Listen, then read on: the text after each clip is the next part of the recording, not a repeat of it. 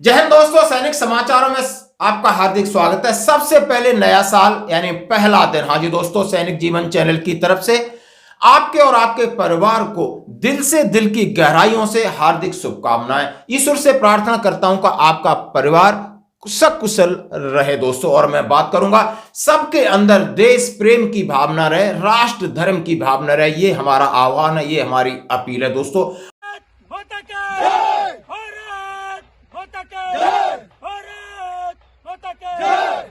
और इसी अपील के साथ खबरें करते हैं विस्तार से। सबसे पहले मैं बात करूंगा, हाँ जी दोस्तों, यानी फाइनेंशियल एक्सप्रेस ने भी लगा दी मोहर कि अब आपको कितना मिलेगा महंगाई भत्ता। एआईसीपीएन के आंकड़ों की जरूरत नहीं और सरकार पर प्रहार। अर्थव्यवस्था, बेरोजगारी और महंगाई को लेकर सरकार कितनी गंभीर है और सरकार जो आंकड़े कह रही है वो कितने सटीक हैं, क्या सच है, इसके ऊपर बात करूंगा। और बात करूंगा 2025 में 10 नियम यानी 10 बड़े नियमों में बदलाव, आखिर कौन कौन सी नियम है। और अब ऑनलाइन आपको पैसा ट्रांसफर करना होगा ओटीपी से, उससे पहले आपको अलर्ट मैसेज आएगा, सावधानी बरतने का एक नया तरीका। और ईसीएचएस में सैनिकों को इलाज से पहले मिले सम्मान, एमओडी की सख्त एडवाइजरी। और मैं बात करूंगा सेना प्रमुख की एक और पहले, यदि कोई एक्स-सर्विसमैन अपने क्षेत्र में अच्छा काम करेगा तो सेना प्रमुख उसको करेंगे सम्मानित, और इसकी कड़ी की हो गई शुरुआत। तो दोस्तों खबरें करते हैं विस्तार से। सबसे पहले मैं बात करूंगा फाइनेंशियल एक्सप्रेस की।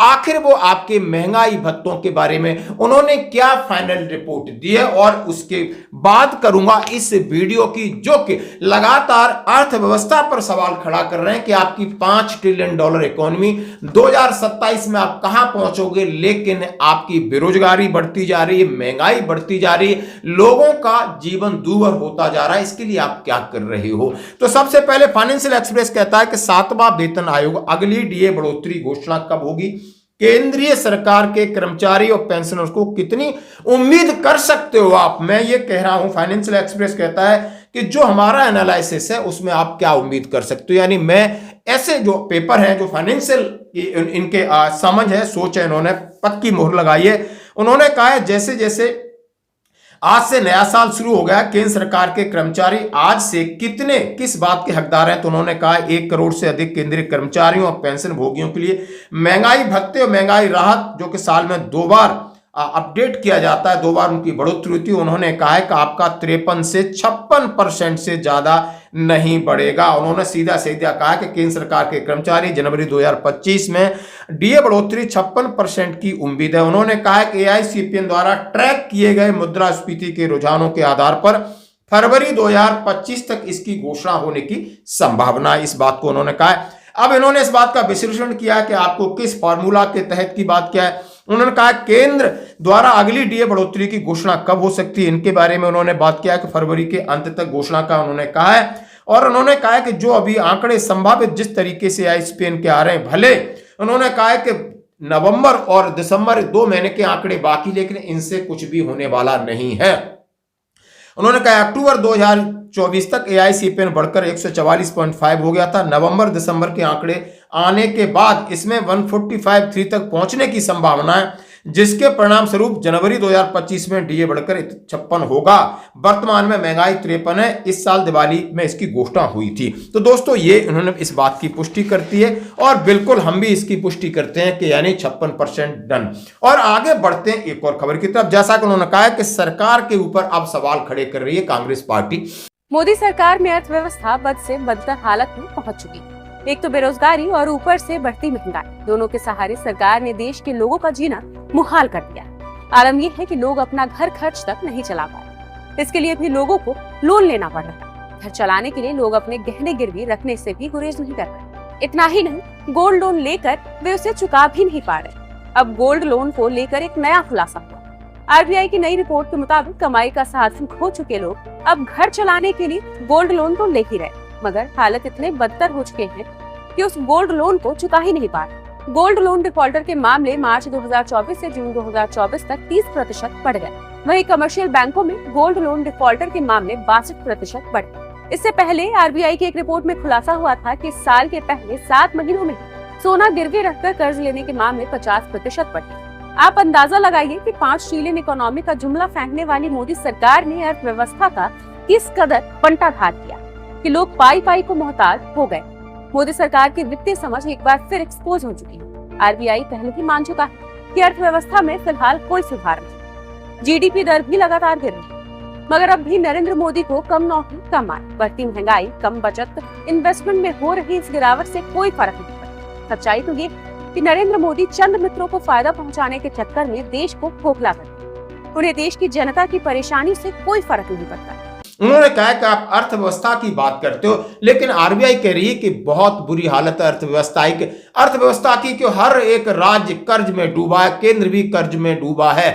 और यहां तक अब यह हालत हो गई है, पहले तो सरकारें सोना रख करके कर्जा ले रही थी, अब एक व्यक्ति को भी, एक सामान्य परिवार चलाने के लिए घर में जो भी ज्वेलरी है उसको गोल्ड लोन लिया जा रहा है, और गोल्ड लोन लेने के बाद चुकाने की ईएमआई की हिम्मत नहीं। उन्होंने कहा है कि आरबीआई के जो आंकड़े हैं 60 से 65% लोगों का सोना भी वहां डूबा है। तो ये हालत है। उन्होंने कहा है बेरोजगारी का आलम आप देख सकते हो, और उन्होंने कहा है महंगाई और अर्थव्यवस्था के नाम पर यह सरकार काफी वादे तो करती है, लेकिन जमीनी हकीकत कुछ और है। ये कांग्रेस पार्टी की तरफ से सरकार के ऊपर प्रहार है।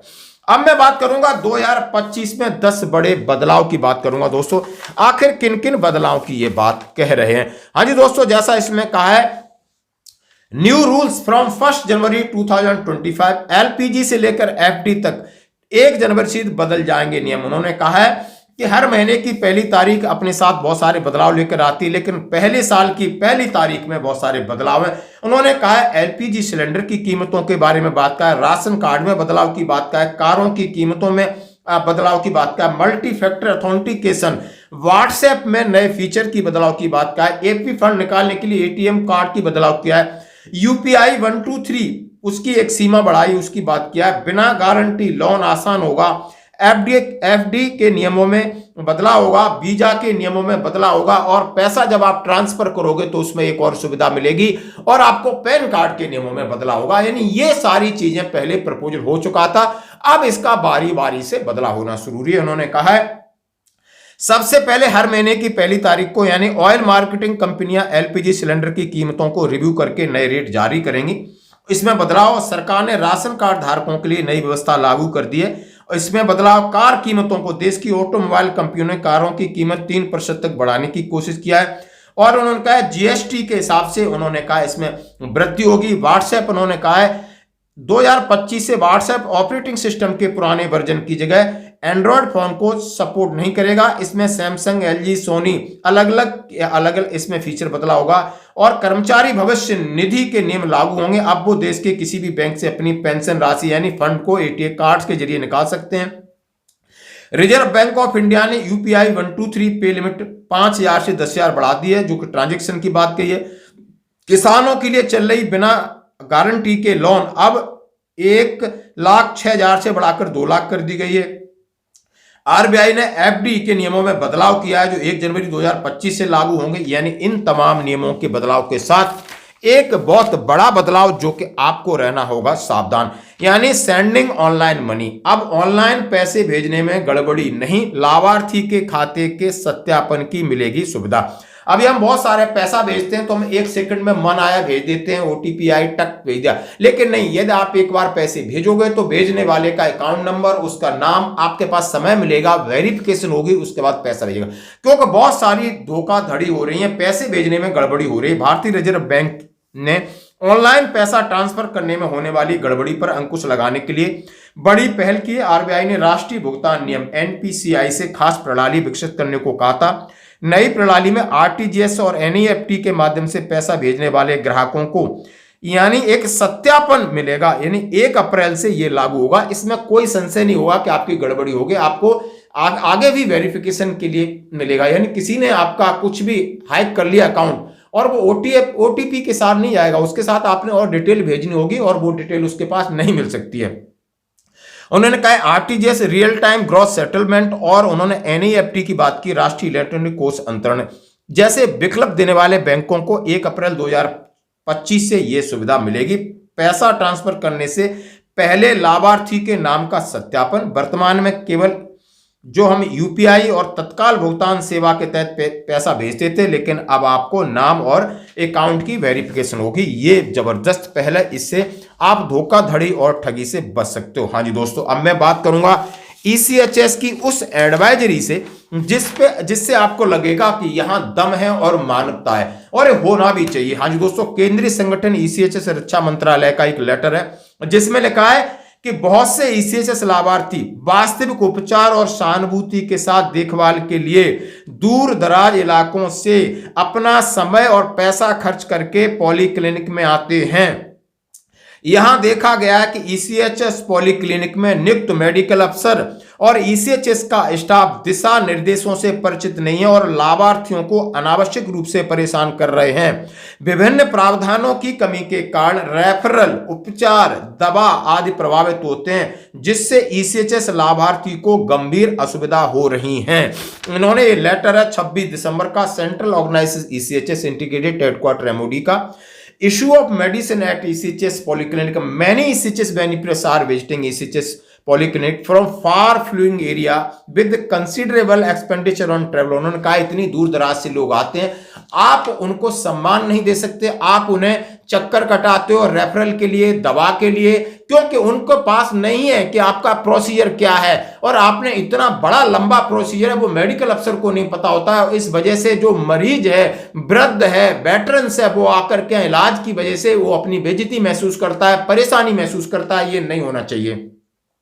उन्होंने कहा है due to lack of various provision referral treatment medicine collection etcetera are affected that may cause, उन्होंने कहा सीवियर कन्वीनियंस और ECHS beneficiary. It is intimate that all new medical officers should be fully, उन्होंने कहा convergent with ECHS guideline before interesting the patient. उन्होंने कहा है हम आपको हिदायत देते हैं, सूचित किया जाता है कि सभी नए चिकित्सा अधिकारियों और जो इंचार्ज मरीजों से बातचीत करने या किसी अधिकृत अनुरोध को अस्वीकार करने से पहले ईसीएचएस के दिशा निर्देशों को पूरी तरह समझें।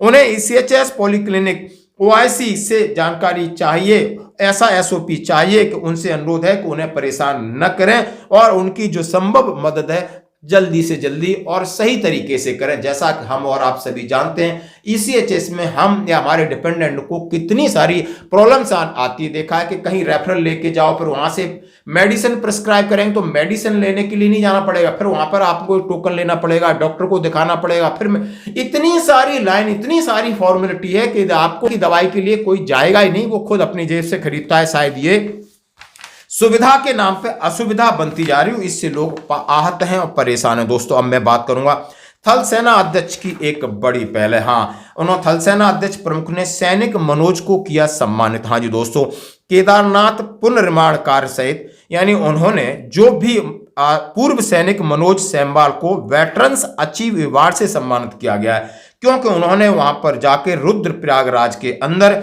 और उन्होंने एक ऐसी खाद, एक ऐसी सामग्री तैयार की थी और उन्होंने आज इस तरीके का एक रेनोवेशन किया था। और जब इस तरीके का आप काम करते हो तो आपकी रिपोर्ट स्टेशन हेडक्वार्टर या जिला सैनिक बोर्ड के जरिए फॉर्मेशन में जाती है और वहां पर एनालिसिस होता है। यदि कोई भी भूतपूर्व सैनिक है बहुत अच्छे काम कर रहे हैं तो जरूर अपने काम का एक फोल्डर बनाएं और अपने एक चैनल पे भेजें, ताकि मान्य जो आपका चीफ ऑफ आर्मी स्टाफ है, सेना, आपको पुरस्कृत कर सके। हम इस पहल का करते हैं स्वागत। धन्यवाद। आज की खबरों में इतना ही, बने रहिए हमारे